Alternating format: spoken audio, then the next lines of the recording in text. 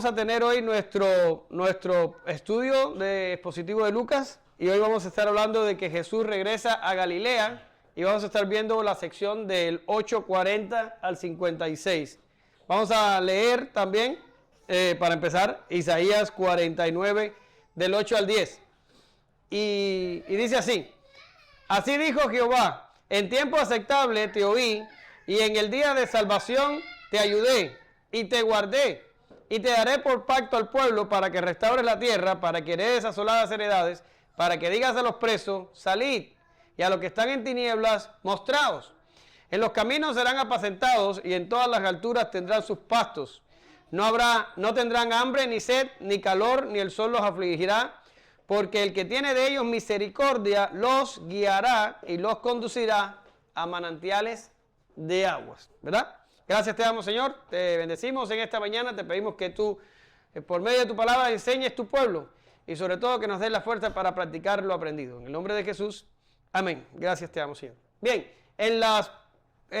hace 15 días atrás, cuando tuvimos nuestra última sección, estuvimos hablando de el segundo evento de 3 que íbamos a tener sobre un tiempo de aprendizaje donde Jesús iba a mostrarle a sus discípulos su poder. ¿Ya? Habíamos visto primero, ¿cuál fue el primero que vimos?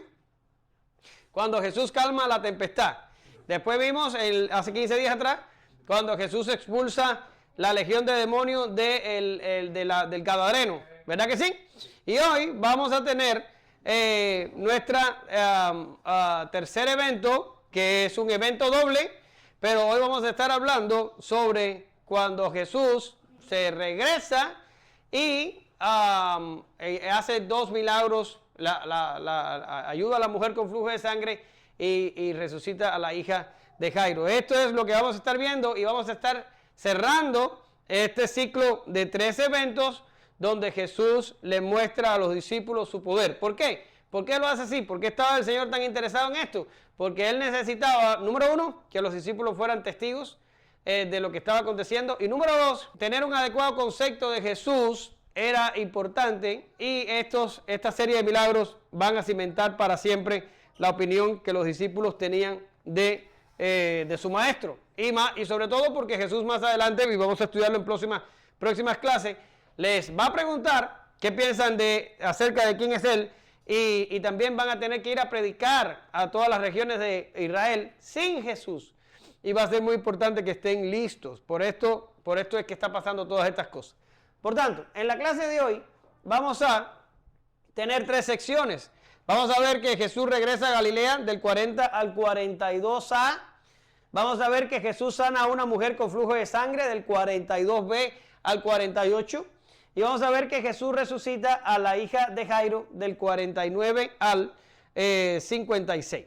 Ya está, va a ser una clase no larga y tampoco tiene muchas complejidades, aunque estoy convencido que a lo mejor alguno que otro de ustedes tiene una idea un poco diferente, y lo digo porque he leído en libros durante todos estos días opiniones diferentes a las que voy a dar yo hoy en la clase sobre algunos temas, pero en realidad no es complejo de entender. Bien, ¿alguien que tenga el micrófono? Por favor, que me ayude. Cuando volvió Jesús, le recibió la multitud con gozo, porque todos le esperaban. Entonces vino un varón llamado Jairo, que era principal de la sinagoga, y postrándose a los pies de Jesús, le rogaba que entrase en su casa, porque tenía una hija única, como de 12 años, que estaba muriendo. Muy bien, ahora, vamos a enlazar una historia con la otra. Jesús fue rechazado en Gadara, ¿verdad? A lo mejor lo rechazaron porque Jesús había matado aquel hato de 2,000 cerdos, más o menos eran 2,000 cerdos, y estaban preocupados por lo que significaba esta pérdida material para la región de Gadara, o a lo mejor les dio un temor impresionante acerca de quién era esta persona que podía expulsar demonios y hacer este tipo de cosas, o a lo mejor por las 2 razones, los gadarenos le dijeron a Jesús: ¿sabes qué? Por favor, vete de nuestras regiones, no te queremos aquí. Y como vimos en la clase anterior, Jesús, sin titubear, se volvió a montar en su barca y regresó. Por eso es que en algún momento yo les decía a ustedes que Él, cuando le dice a los discípulos, es necesario pasar a aquella orilla o a la otra orilla, lo hizo pensando solamente en el gadareno que tenía la legión de demonios y que había estado así por mucho tiempo. Él fue a eso, él no fue a otra cosa. Él sabía que iba a ser rechazado y que se iba a regresar inmediatamente hacia atrás. Y eso hizo, y regresó. Pero ahora, a diferencia de la región de Gadara, que no lo querían allí, cuando él regresa a Galilea, dice Lucas, que estaban esperando por él en la orilla. Las multitudes lo estaban esperando. La gente estaba ansiosa porque Jesús regresara. ¿Ven el contraste entre una cosa y la otra? Esto es algo que el ministerio de Jesús tuvo todo el tiempo. Había una serie determinada de personas que rechazaban lo que Jesús decía y había una serie determinado número de personas que lo buscaban y aceptaban y lo querían entre ellos. Es lo mismo que nos pasa a nosotros hoy en día. Predicamos el evangelio y la gente, unas nos va a aceptar y nos va a decir amén, y otros nos van a decir, lo siento, eso no es para mí. Esto había sido profetizado por Simeón.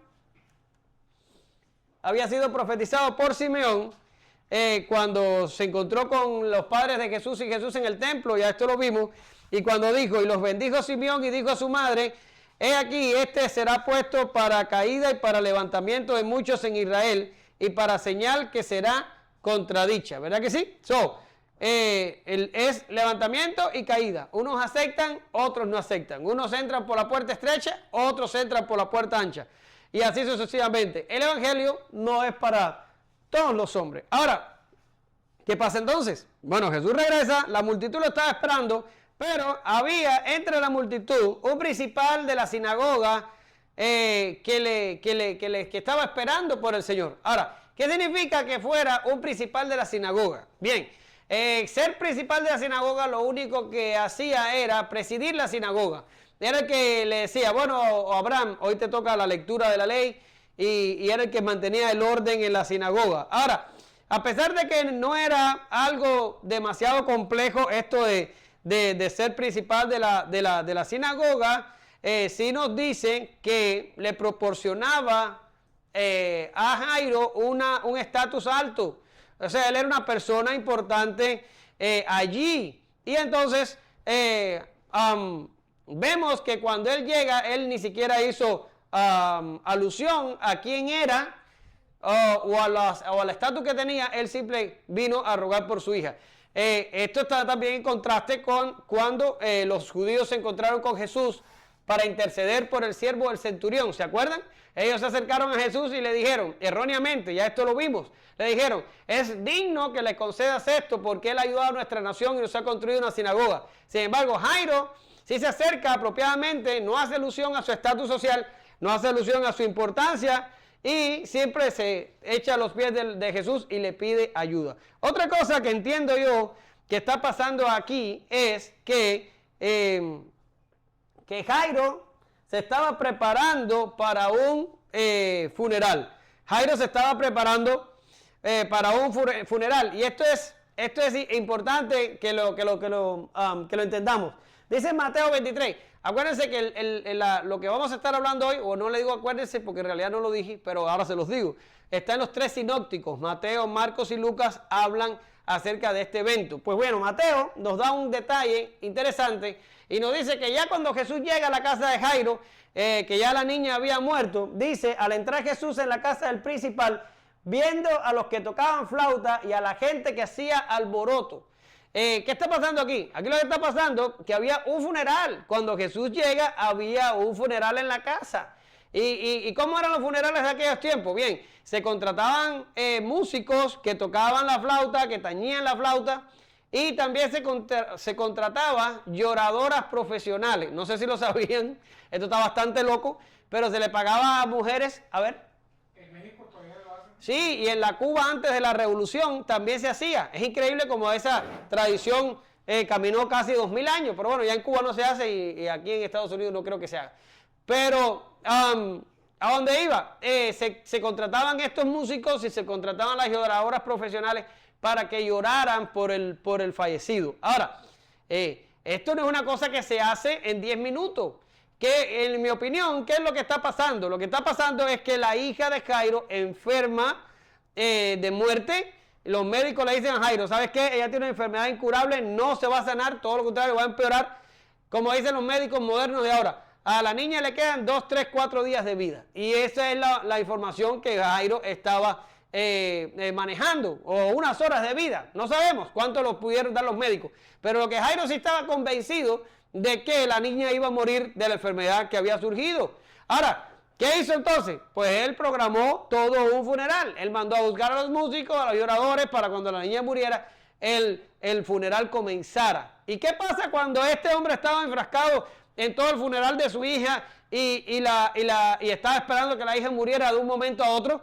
Se corre la noticia de que Jesús había regresado de Gadara, o sea que había cruzado el mar y había regresado donde ellos estaban, y el padre entonces dijo, entonces tengo una oportunidad, porque no importa lo que suceda, si Jesús me ayuda, mi hija va a vivir. Y salió de la casa, dejó la situación como estaba y fue rápidamente en busca de Jesús. Pero es mi opinión que ya ellos estaban preparados para el funeral, por tanto, el poco tiempo que pasó entre que Jairo contactó a Jesús y que la niña murió, no hubo tiempo suficiente para haber programado todo lo demás. Esto estaba ya desde antes. Quiere decir, Jesús regresa, la voz se corre y Jairo dice, hay esperanza, Jesús volvió y va a buscar entonces a Jesús. Esto es más o menos lo que yo entiendo de lo que está pasando aquí.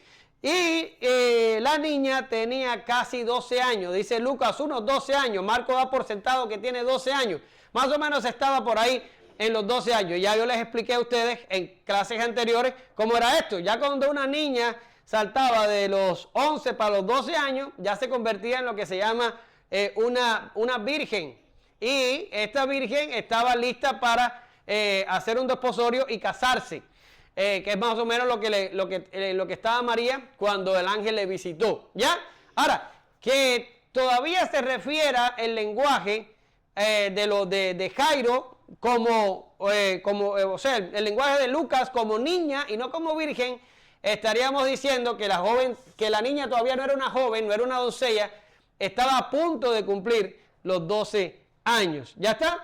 Y quiero recalcar que Jairo se acerca al Señor y le ruega, no hace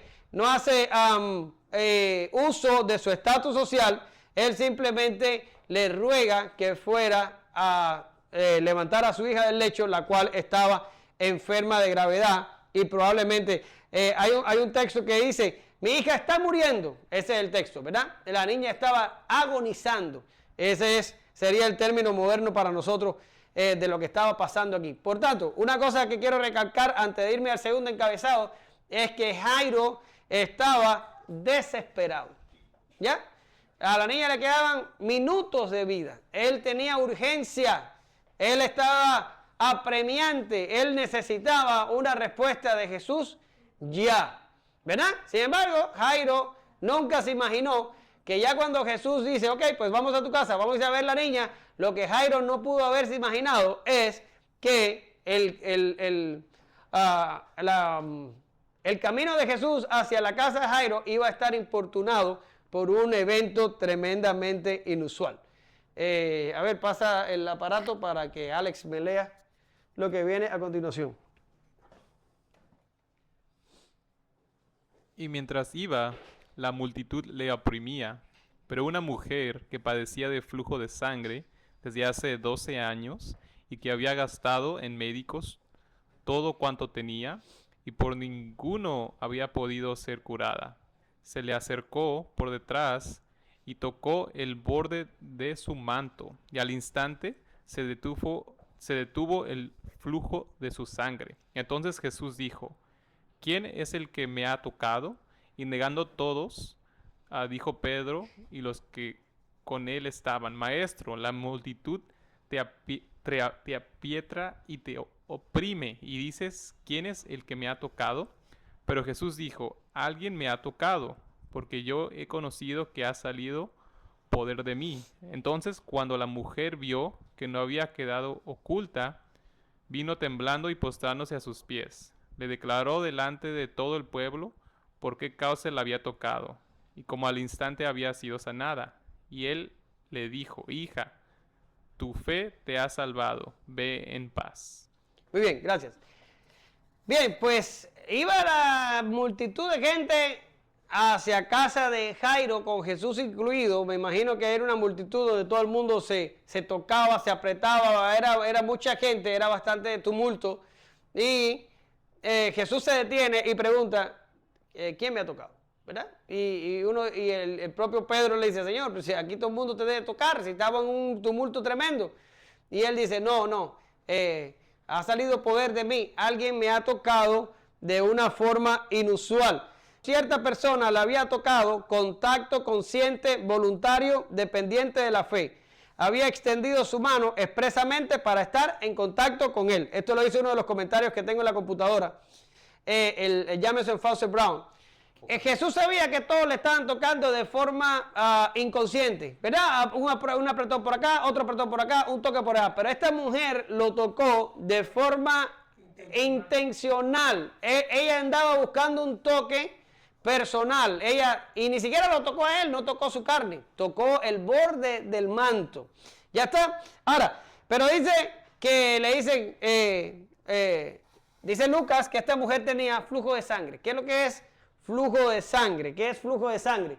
Bien, todas las mujeres aquí, o me imagino que todas menos ella, tienen su periodo. Bueno, eso es flujo de sangre. Lo que pasa es que una mujer que sufre de flujo de sangre, el periodo no se le acaba en unos 4 o 5 días. Le sigue el periodo y no deja de sangrar por su útero, no deja de sangrar, sigue sangrando y sigue sangrando. Y esta mujer había padecido esta afección por 12 años. ¿Cuánto habíamos dicho que tenía la hija de Jairo? 12.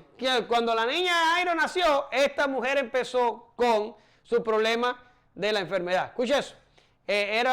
Jairo estaba desesperado por su hija de 12 años, pero la mujer esta estaba desesperada, había padecido una enfermedad por demasiado tiempo. Ahora, esta enfermedad no solo traía un azote en la carne, o sea, no era un problema físico solamente, sino que esto era una enfermedad que traía un problema ritual. ¿Por qué razón? Porque el flujo de sangre hacía que la mujer se convirtiera en ceremonialmente impura.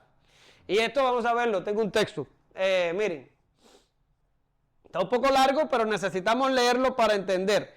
Así que dice, Levítico 15 del 25 al 30, y dice: y la mujer, cuando siguiere el flujo de su sangre por muchos días, fuera del tiempo de su costumbre, o cuando tuviere flujo de sangre más de su costumbre, todo el tiempo de su flujo será inmunda, como en los días de su costumbre. Toda cama en la que durmiere, todo el tiempo de su flujo, le será como la cama de su costumbre, y todo mueble sobre el que se sentare será inmundo como la impureza de su costumbre. Cualquiera que tocare estas cosas será inmundo, y lavará sus vestidos, y asimismo se lavará con agua, y será inmundo hasta la noche. Y cuando fuere libre de su flujo, contará 7 días, y después será limpia. Al 8º día tomará consigo 2 tórtolas, 2 pavos finos, y los traerá al sacerdote, y a la puerta del tabernáculo de reunión el sacerdote hará el uno por la ofrenda por el pecado y el otro holocausto, y purificará al sacerdote delante de Jehová del flujo de su impureza. Ahora, ¿qué estamos hablando aquí? Estamos hablando aquí que esta mujer, donde se sentara, donde durmiera, lo que tocara, o si algo la tocaba, se declaraba impuro. O sea, era una repartidora de impureza. Por tanto, las mujeres que tenían este problema eran segregadas, como se segregaba ¿a quiénes? A los que padecían lepra y todas estas cosas. Quiere decir, esta mujer tenía una enfermedad lamentable, pero también estaba aislada socialmente. Ahora, si ella se no creo que la sacaran hacia afuera, porque no creo que era, eso te lo debo. La Biblia no hace la misma distinción ahí. A la lepra sí te sacaban del campamento. Aquí no dice que la sacaban del campamento, pero te lo debo. No lo revisé lo suficiente como para dar una respuesta definitiva. Pero sí tenía cierta clase de cuidado de no relacionarse con personas, porque donde se sentara lo contaminaba, y al que la tocaba ella la contaminaba. Ahora, lo que sí revisé es que si esta mujer se volvía descuidada y no le importaba la condición física que tenía, y se empezaba a ir por todo el campamento o por toda la ciudad, sentándose donde quiera y dejando que la gente la tocaba, esto hacía que la impureza que estaba en ella se generalizara en un grupo de personas que terminaban después contaminando el templo. Esto era penalizado con la muerte. Por tanto, no respetar la segregación o no respetar la impureza era penado con la muerte. O sea, tú tenías que estar aislado y tenías que decirle a la persona, como cuando tiene catarro, no te acerques que tengo un virus, no vayas a hacer que se te contagie. Así vivió esta mujer por 12 años, tenía impureza ceremonial. Ya, yo creo que era peor la impureza ceremonial que la enfermedad en sí misma. Pero bueno, ahí estaba entonces esta mujer. Ahora, 12 años había estado sufriendo ella. 12 años había estado sufriendo ella de esta enfermedad. En la sección pasada estuvimos hablando de que Jesús con frecuencia ayudó a personas que habían sido azotadas por mucho tiempo. Y esta mujer es una de ellas. 12 años de médicos, de gastos, de tratamientos, de sufrimiento, de segregación. Esta mujer había tenido los peores 12 años de su vida. Y dice Marcos en su relato que a pesar de que había intentado todo, dice que le iba peor. Quiere decir, mientras más tiempo pasaba, la condición de esta mujer empeoraba. De manera que podemos concluir de que esta mujer y Jairo compartían la misma desesperación. Jairo estaba desesperado por su hija que moría irremisiblemente y esta mujer estaba completamente desesperada por una situación que había estado en ella demasiado tiempo. Ahora, Jairo se enteró de que Jesús venía o que Jesús había regresado. ¿Y qué hizo Jairo?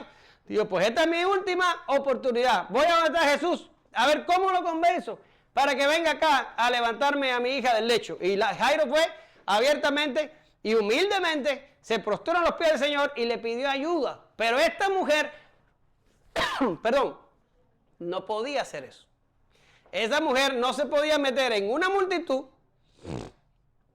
a clamar por ayuda. ¿Por qué? Porque estaba impura ceremonialmente. No podía estar allí. Y esa mujer decía, bueno, pues ¿cómo? ¿Cómo me las arreglo? Es como el que estaba en el estanque de Siloé, ¿verdad? ¿Se acuerdan? El paralítico aquel que venía el agua, se movía y antes que él se pudiera meter, ya otro se había metido y ahí estaba el hombre años de los años en el estanque. Esta mujer estaba igual. Este hombre tenía un problema físico que le impedía llegar primero y esta mujer tenía una impureza ceremonial que le impedía acercarse a una multitud o acercarse a Jesús.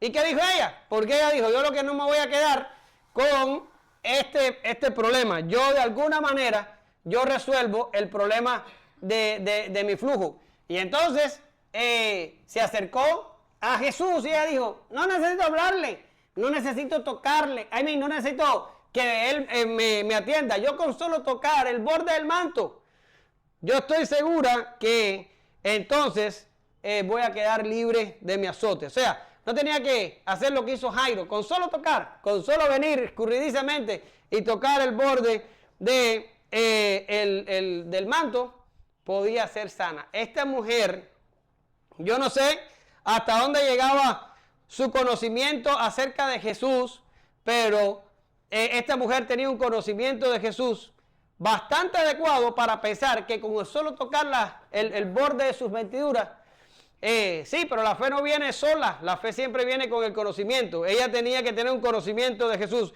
mucho más allá de lo que tenían las personas normales para creer que con el solo tocar el borde del manto podía ser sana. ¿Verdad que sí? Y por atrás vino, se escabulló en la multitud y cuando Jesús pasó, ¡pum!, le tocó. ¿Y así? Ahora, dice el Evangelio que cuando toca el manto, sobre todo Marcos es bien específico y dice Marcos, la fuente de su sangre se secó. ¿Ya? Quiere decir, no solo el flujo de sangre se detuvo, sino que lo que estaba provocando el flujo de sangre se secó, terminó. Ella fue liberada de su azote completamente. El flujo terminó y la fuente que estaba provocándolo también se terminó. Fue algo instantáneo. Ocurrió tan pronto como ella tocó el manto de Jesús. Y cuando ella tocó el manto, ella sintió la sanidad, pero Jesús también lo sintió. Y ahí es donde se complican las cosas, porque Jesús se mira y Jesús dice, ¿quién me ha tocado? Ya está, ¿quién me ha tocado? Si esta persona, como dice Jameson Francis Brown, si esta persona la había tocado con tanto contacto consciente, voluntario, dependiente de la fe, había extendido su mano expresamente para estar en contacto con él. Había pasado algo inusual. Esta mujer apeló a lo divino de Jesús. Ya fuera que tuviera un conocimiento cabal o parcial, ella sabía que con solo acercarse y tocar las vestiduras se produciría el milagro. Cuando el milagro se produce, Jesús pregunta, ¿quién me ha tocado? Ahora, les tengo una pregunta. ¿Jesús sanó involuntaria o voluntariamente a esta mujer? ¿Qué creen ustedes? Miren, lo sanó voluntariamente. ¿Por qué razón? ¿Por qué razón? Miren, y yo sé que ustedes, yo sé tu respuesta por dónde viene y lo he leído en libros. Y dicen que fue la fe de la mujer lo que hizo que el milagro se produjera. Gracias. Que esta mujer tuvo fe y como tocó el manto con fe, el milagro se produjo. Sin embargo, esta teoría de que fue la fe de la mujer la que desencadenó el milagro es un concepto peligroso. ¿Y por qué es un concepto peligroso? ¿Por qué? Porque despoja a Dios de su soberanía. Quiere decir, el concepto de decir, el milagro se provoca por la fe, o sea, la mujer tuerce el brazo de Dios y nada más por la fe se acerca y toca el manto y ¡rum! Y queda sanada. Estamos diciendo que lo que básicamente desata la sanidad es la fe que está en la mujer y no Dios como tal. ¿Ya están entendiendo lo que les estoy diciendo? Es absolutamente peligroso decir que fue la fe la que desata el milagro. La fe no hace que Jesús obre. El Señor obra voluntariamente por gracia, por compasión. El poder de Dios no es detonado por la fe, sino por Dios mismo. Ahora, usted va a decirme, bueno, si entonces no fue la fe, ¿para qué entonces sirvió la fe aquí? Bueno, la fe le sirvió a la mujer. Y esa es la cosa que tenemos que entender. La fe no le sirve a Dios, la fe me sirve a mí. La fe, a ver. O sea, sí puedes decir que como tenían que cruzar al otro lado y como que son cosas que Jesús ya sabía y estamos hablando de su soberanía, ¿no? Un momentico para adelante te lo voy a terminar de explicar, y sí, pero por el momento vamos a terminar con la fe. La fe le sirvió a la mujer, para acercarse a Jesús. La fe le sirvió a la mujer para vencer barreras culturales y barreras religiosas, porque si ella hubiera pensado un poco, ella hubiera dicho, no, prefiero quedarme con mi flujo de sangre todo fastidiada como estoy, que arriesgarme a meterme en una multitud que me descubran y termine yo muerta por violar la ley de segregación. No, me voy a quedar así como estoy. No, fue la fe de ella, que por cierto era una fe muy fuerte, que le dijo, no, yo voy a acercarme a Jesús con tan solo el borde del manto que yo le toque.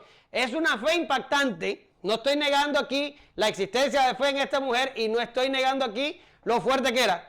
De hecho, Jesús alaba la fe de esta mujer y lo vamos a ver al final. Pero la fe le sirvió a la mujer. ¿Lo entienden? La fe le sirvió a la mujer. No le sirve a Dios. La fe no es una moneda de cambio. Usted no puede llegar y decir, Señor, yo tengo fe, haz esto por mí. No funciona así. El Dios nuestro es soberano por encima de cualquier cosa que usted pueda tener. Y actúa conforme a su plan, no conforme a su fe. ¿Lo ven? Ahora, la fe sí hizo cosas aquí. Porque si esa mujer no hubiera tenido fe, jamás en la vida se le hubiera ocurrido un plan tan arriesgado. Pero fue la fe la que lo trajo ella. La fe termina sirviendo al hombre, no a Dios. ¿Ya está? Ahora, la otra pregunta, y con esa pregunta te voy a responder lo que tú acabas de decir. ¿Conocía Jesús a esta mujer? O sea, ¿estaba al tanto Jesús de lo que estaba pasando? Cuando él iba para la casa de Jairo, él estaba al tanto de que fue tocado, sabía la identidad de la mujer, él estaba controlando la situación, o esto fue algo furtivo de lo cual el Señor se entera después que la mujer se revela a sí misma. ¿La conocía, sí o no? Sí. ¿Cuántos dicen que la conocía? Muy bien, sí. Jesús definitivamente conocía a la mujer. Y usted va a decir, ¿y entonces cómo dijo? ¿Quién me ha tocado? Bien, la respuesta es esta. Jesús definitivamente conocía a la mujer, pero los demás no. Si Jesús hubiera hecho este milagro y hubiera seguido caminando hacia la casa de Jairo, posiblemente nunca nadie hubiera sabido lo que habría sucedido. Solo Jesús y la mujer, y se acabó. Pero en estos últimos 3 mensajes les hemos estado diciendo a ustedes de que el propósito de estos 3 eventos para Jesús es que los discípulos, número 1, sirvieran de testigos. Y número 2, que los discípulos aprendieran quién verdaderamente era Jesús. Quién verdaderamente era Jesús. Por tanto, Jesús tenía que desbordar la situación para que los discípulos supieran lo que había terminado de pasar. Mira lo que dice la pizarra. Mas Pedro y Juan respondieron diciéndole, esto a los líderes religiosos después que Jesús resucita: juzgad si es justo delante de Dios obedecer a vosotros antes que a Dios, porque no podemos dejar de decir lo que hemos visto y oído. Por tanto, esto no era solo para la mujer. El Señor sanó a la mujer por gracia, por compasión. Pero Jesús necesitaba que sus discípulos supieran lo que acababa de pasar. Porque esta gente tenía que ser testigos, porque estas cosas tenían que ser escritas y porque nosotros en el 2024 teníamos que estar aquí hablando de ellas. ¿Lo entiende? Por eso es que Jesús descubre la situación. Pero Jesús conocía a la mujer completamente. Jesús sabía que lo iba a tocar. Lo sabía. Ahora, la divinidad de Jesús actúa en el milagro, pero Jesús apela en todo tiempo a su humanidad. Es lo que hemos estado hablando en nuestras clases de Cristología. Jesús es una persona, pero tiene 2 naturalezas. Cuando la mujer se acerca y toca el manto, el poder que sana a esa mujer no es la naturaleza humana de Jesús, no, es la naturaleza divina de Jesús. ¿Lo entiende? Sin embargo, Jesús en todo el evento se mantiene apelando a su naturaleza humana. Por eso es que puede preguntar, ¿quién me ha tocado? ¿Lo entiende? Porque él como Dios absolutamente conocía lo que estaba pasando. Ya está. Pero él como hombre podía darse el lujo de prescindir de esa información. ¿Lo ven? Por tanto, vienen 2 preguntas más. ¿Por qué Jesús pregunta quién le tocó? Y lo segundo, ¿mintió Jesús cuando pretendió no saber? Bueno, ¿por qué Jesús pregunta quién le tocó? Está claro que Jesús pudo haber abordado esta situación de forma diferente, pero él eligió voluntariamente hacerlo de esa manera. Él hubiera podido agarrar y decirle a los discípulos, después que terminó con lo de Jairo, después que terminó todo, vámonos, que vamos a ir a un lugar que quiero que conozca a una mujer. Y haber ido exactamente al lugar donde estaba la mujer, la casa, donde fuera que la mujer estuviera. Y Jesús decirle a la mujer, hey, cuéntale a los discípulos lo que pasó. Y la mujer se quedaba así, van, no, que yo fui a la multitud y no sé qué. Él hubiera podido elegir esa forma y hubiera quedado igual. Los discípulos se hubieran enterado y la cosa fue así. Ahora, ¿por qué Jesús pregunta quién lo tocó? Porque eligió esa manera para hacerlo. Ahí no hay vuelta de hoja. No hay una cosa escondida, ni no hay una adivinanza. Simplemente escogió hacerlo allí entre la multitud. Y otra posible razón es que estaba dando tiempo para que se muriera la niña. ¿Lo entiende? Y te dice, ¿en serio no puede ser? Sí, fue exactamente lo que pasó cuando Lázaro murió. El Señor se demoró a propósito, búsquelo allá en Juan para que usted vea, se demoró a propósito para que cuando llegara Lázaro estuviera 4 años muerto. Por eso, 4 años no, no, 4 días, 4 días muerto. Por eso es que una de las hermanas de Lázaro le dice al Señor, Señor, si hubieras estado aquí, mi hermano no hubiera muerto. Si hubiera estado, pero el Señor se demoró a propósito para que esta situación se desencadenara. Y a lo mejor el Señor también creó esta situación dando tiempo a que la niña de Jairo se terminara de morir para él ser más glorificado en todo este tipo de cosas. Y esto es una cosa que tenemos que aprender y saber. El Señor no busca nuestra comodidad, Él busca su gloria. Y Él va a actuar en los eventos que más gloria le den. Él no está buscando nada a nosotros, ni a nuestro bienestar, aunque todo eso viene implícito. No, pero cuando Él se mueve a actuar, Él escoge el evento que más lo glorifica. Esto es lo que mueve exactamente el ser de Dios. Ya está. Ahora, ¿mintió Jesús cuando pretendió no saber? Se los acabé de explicar unos segundos atrás. De ninguna manera. Jesús sanó a la mujer con su naturaleza divina, pero él en todo el evento solamente se mantiene apelando a su limitada naturaleza humana. O sea, él como humano no tenía por qué saberlo. Y él simplemente así se quedó. Eventos como este pasan en el Evangelio todo el tiempo. Cuando él dice que el Padre es mayor que él y cuando él hace cosas que usted dice, ¿en serio? Pero no es que es Dios. Bueno, es Dios, pero también es hombre. Y entonces hay veces que el Señor se queda así y no hace uso de su naturaleza divina. ¿Ya está? ¿Lo entendimos todo? Esta es la única complejidad que podemos encontrar aquí. Ahora, imagínense ustedes, el Señor dice, yo sé que ha salido poder de mí, y la mujer se ve descubierta, y la mujer dice, pues ya me fastidié. Ahora mismo cuando me descubra, Jesús me va a mandar a ser juzgada por los sacerdotes por violar la ley de segregación y por venir a una multitud con un flujo de sangre. Y la mujer dice que temblando se acercó a Jesús, se echó a sus pies y le contó todo lo que había sucedido, con todo el bulto de gente allí oyéndolo todo. Y viene entonces la famosa respuesta de Jesús y le dijo, tu fe te ha salvado, ve en paz. Y yo me tomé el atrevimiento, para decirlo de alguna manera, me tomé el atrevimiento de parafrasearles a la luz de todo lo que hemos dicho, la frase de Jesús, y sería algo así como esto: hija, tu fe te trajo a mí y yo te he salvado completamente. Ahora puedes irte en paz. ¿Ok? ¿Para qué sirvió la fe? Para que la mujer viniera hasta Jesús. Y Jesús hizo todo lo demás. Jesús hizo conscientemente, voluntariamente, por gracia, misericordia, por compasión, por amor, el resto. Y la manda a irse en paz. Y le dice, usted ha sido salvada. Quiere decir, fue sanada de su azote y fue salvada espiritualmente y ha sido declarada limpia del mal que te azotaba. Usted está completa. Váyase en paz. No hay nada más que hacer acá. Impactante. Impactante. Ahora, Eyeli, ¿quieres leerte lo último?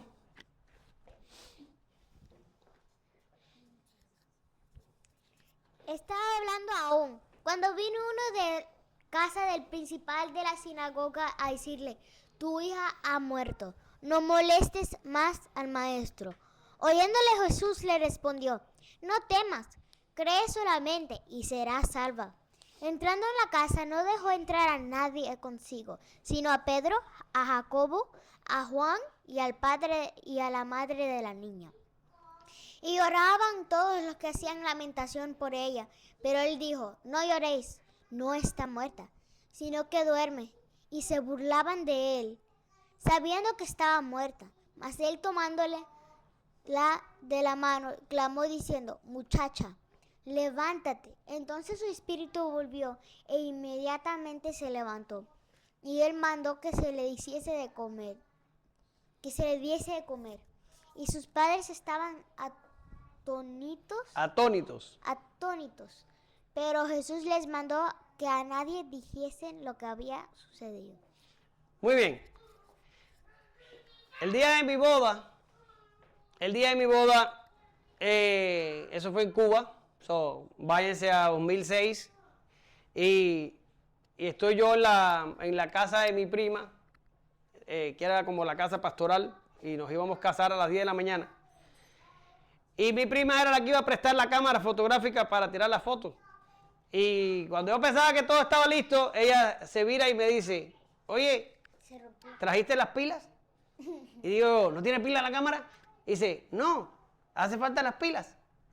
Y no faltaba ni una hora para la boda. Yo estaba sin bañarme, sin vestirme, sin nada. Y dije, los fósforos. Salí que pelaba en el auto y me fui por una tienda a comprar las pilas de la cámara. No sé por qué no lo habían hecho antes. Y cuando llego, ¡volá! Había una línea en la caja para pagar. Habían como 4 o 5 personas, pero la persona que estaba en la caja estaba arguing, ¿cómo digo? argumentando discutiendo con la señora de la caja por algo, y aquello no avanzaba. Y yo tenía el paquete, y yo veía que era las 10 menos cuarto, y yo le hacía al mostrador de la tienda, así con las llaves del auto.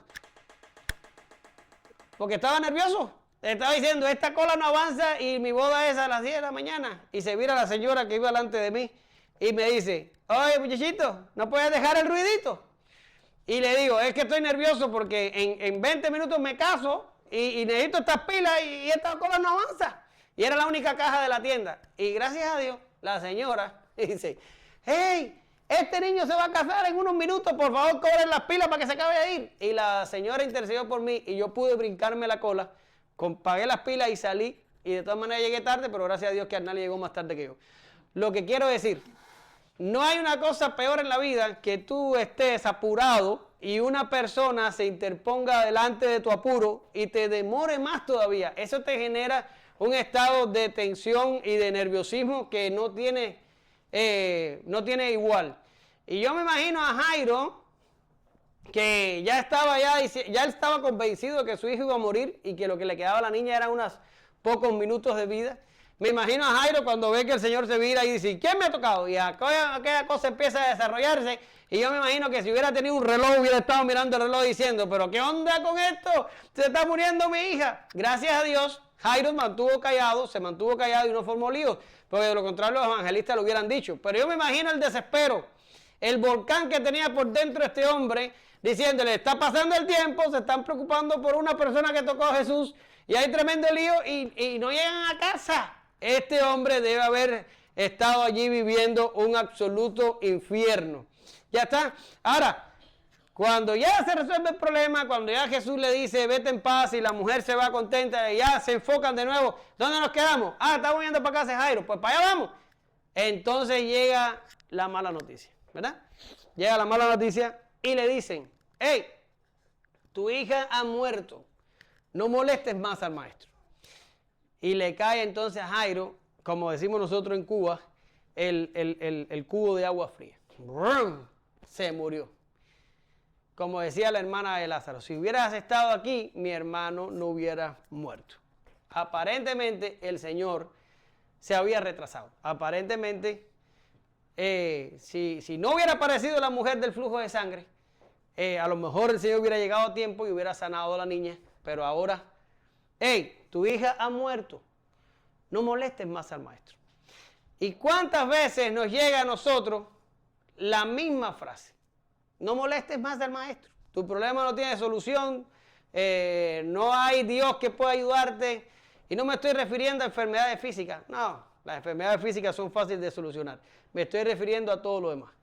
¿Ya está? No molestes más al maestro. Nunca vas a poder, no vas a llegar, no va a alcanzar, no vas a cambiar, no vas a mejorar. Y a veces nos viene de nuestra gente más cercana. ¿Ya está?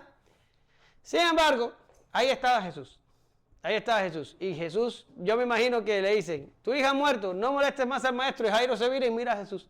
Como quien dice, ¿y ahora? ¿Ahora qué toca? Y Jesús le dice, tranquilamente, Jesús le dice a Jairo, no temas, cree solamente. ¿Ya? Y por eso es que les decía ahorita, el Señor desató todo eso allí para que la fe de Jairo no solo se fortaleciera, sino que Jairo tuviera una experiencia mayor con el Señor. No es lo mismo sanar a una niña que se muere que resucitar a una niña que acaba de morir. ¿Lo ven? Y le dice, no temas, cree solamente. El Señor le estaba diciendo de forma implícita a Jairo, yo tengo el control absoluto y yo controlo aún sobre el descontrol. Aparentemente, desde el punto de vista humano y mirándolo desde afuera, la mujer del flujo de sangre fue una distracción y fue una demora y fue todo, pero el Señor tiene el absoluto control de todo lo que estaba pasando allí. El absoluto control. El Señor estaba controlando el evento desde su principio hasta el fin. Solo que la niña tenía que morir porque el Señor había decretado que la niña tenía que morir. Jairo no lo entendía, pero Jesús tenía un cabal entendimiento de la situación. Y le dice a Jairo, Jairo, tranquilo, no temas, cree solamente. Y salen caminando para la casa, salen para la casa y cuando llegan a la casa se encuentran con lo que yo les estaba diciendo al principio del mensaje. Y es que antes de él irse a ver a buscar a Jesús, ya ellos estaban preparados para el funeral porque la niña iba a morir, era una cuestión de sí o sí. La niña sí iba a morir. Bueno, la niña se murió en lo que Jairo fue y regresó y los músicos, los flautistas y los lloradores o las lloradoras empezaron a hacer aquello para lo que fueron contratados. Y cuando Jesús llegó, ya el funeral había comenzado, básicamente.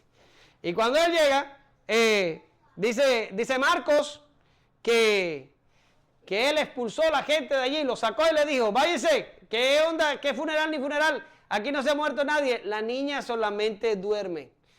O sea, el Señor aquí está usando un eufemismo para disminuir la tensión de la muerte de la niña. Es como cuando vas al dentista y el dentista te dice, no te preocupes, no te va a doler. Eso es un eufemismo. Entonces después te coges con la maquinita y tú ves todas las estrellas del universo y hasta el tercer cielo lo ves.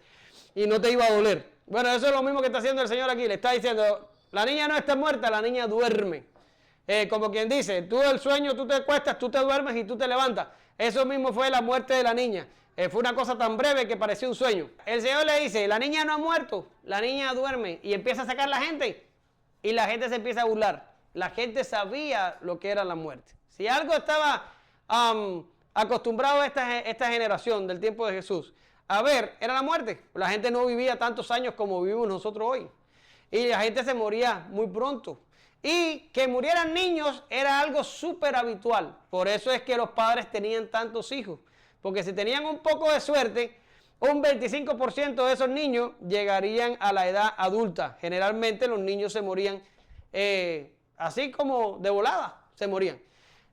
Por cierto, Calvino, que bueno, vivió 1600 años después, pero Calvino tuvo como 4 hijos y los 4 se le murieron. Creo, no me da caso, pero creo que cuando leí su biografía, así decía, que había tenido 4 hijos. Los niños morían con frecuencia. Ellos estaban acostumbrados y sabían si estaba muerto o si estaba vivo. Y ellos sabían que la niña estaba muerta. Pero Jesús llega y dice, no, la niña está dormida. Saquen todos. Y entra con su círculo íntimo, con Juan, con Jacobo y con Pedro, y con los padres de la niña. Ya está. Con ellos nada más entró a donde estaba la niña muerta y dice que la tomó de la mano y le dice la famosa frase, Talita Cumi. Ahora, el Talita Cumi, Lucas no lo registra porque Lucas le está escribiendo ¿a quién? Le está escribiendo a gentiles, le está escribiendo a griegos, le está escribiendo a personas que no están familiarizados con el arameo. ¿Quién es el que registra el Talita Cumi? Es Marcos, el que lo registra. Pero no lo hace Lucas. Lucas lo traduce. Niña, levántate. Pero no importa, y te hace mal. La agarra de la mano y la niña se levantó. Y dice que se la dio a sus padres y dice que le dijo, denle de comer. Esto también es... espérame, antes de que se la entregara a los padres, dice Lucas que el espíritu volvió al cuerpo. Y no quiero que se pongan locos. No se está refiriendo ahí en el texto al espíritu de la niña. Acuérdense que Lucas era médico. Médico es médico. Lucas lo que está queriendo decir es que la niña empezó a respirar, que el aliento de ella volvió. O sea, cuando entraron a la habitación, la niña no respiraba, el Señor la tomó de la mano y le dijo, Talita Cumi, y entonces la niña empezó a respirar. Y eso es lo que quiere decir allí el texto, que el espíritu volvió, el aliento volvió, la respiración regresó. El médico dando detalles. Y dice que se le entregan a los padres y Jesús le dice algo también muy interesante que nada más puede ser registrado por el médico. Denle de comer. Ahora, yo sé que ustedes a lo mejor en algún momento han tenido a una persona que ha estado enferma de gravedad y se está recuperando o está encamada y tú sabes que esta persona la alimentación es restringida y se le pueden dar pocas cosas y caldos y cosas, pero no se le puede dar nada fuerte y nada se le puede tratar como una persona que está normal como el que no está enfermo. Sin embargo, esta muchacha fue resucitada y se la entregó a los padres y le dijo, llévensela y denle comida, denle de comer. O sea, esta muchacha está totalmente recuperada. O sea, Jesús la resucitó pero el cuerpo de ella, que estaba enfermo, antes de morir, también fue restablecido, sanado, recuperado, y lo que ella volvió a un cuerpo sin la enfermedad que la estaba matando unos minutos antes. ¿Entienden lo que les estoy diciendo? Quiere decir, Jesús se la entregó a los padres caminando y totalmente lista para seguir con su vida. No hubo que volverla a llevar al doctor ni nada de eso. La niña estaba resucitada y completamente sana. Bien, concluimos. La mujer sufrió por 12 años. La hija de Jairo rondaba los 12 años. Jairo es un líder en la comunidad. La mujer estaba aislada de la comunidad. Él tiene casas y medio. Ella perdió todo buscando una cura. Él tiene un estatus alto y acude a Jesús directamente. Ella es una desconocida que planeó acercarse a Jesús por detrás. Pero ambos comparten su deseo desesperado de que Jesús solucione su problema. Y sí que lo hizo. Tanto así que aquí estamos nosotros todavía hoy hablando de todos estos sucesos. Esto nos demuestra claramente que podemos confiar en Jesús. Podemos confiarle nuestra vida y sobre todo nuestra alma. A nuestro alrededor nunca faltará quien nos diga, tu problema no tiene solución. Y probablemente sea cierto, pero nuestro Salvador está muy por encima de todo esto. Él tiene el control, el poder y la sabiduría para contestar de acuerdo con todo lo que nos conviene más. Creer solamente y tener paz. Lo demás es trabajo de Dios. Te damos gracias, Señor, en esta mañana. Te pedimos que tú nos ayudes, porque van a venir luchas, van a venir batallas, van a venir pruebas, van a venir tentaciones, pero sabemos que nuestro trabajo es creer, nuestro trabajo es confiar, nuestro trabajo es estar sobre la roca, nuestro trabajo es agarrarnos de tu mano, nuestro trabajo es permanecer en ti. Y de lo demás te encargas tú. Enseña a nuestra iglesia, Señor, a tener una firme confianza de que eres tú el que libra todas nuestras batallas. Y que toda la gloria sea para tu nombre. En el nombre de Jesús, amén. Gracias, Señor.